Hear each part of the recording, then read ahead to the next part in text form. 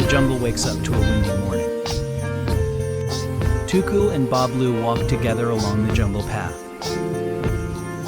Suddenly, a wind blows and leaves scatter all around them.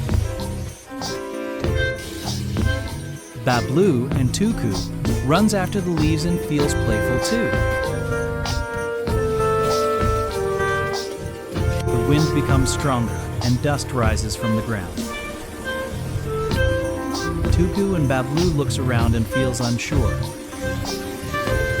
They sit behind a big rock to stay safe. After some time, the wind slowly calms down.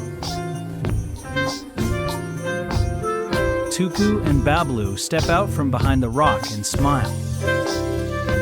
The jungle feels peaceful again. The moral of the story, staying together keeps us safe.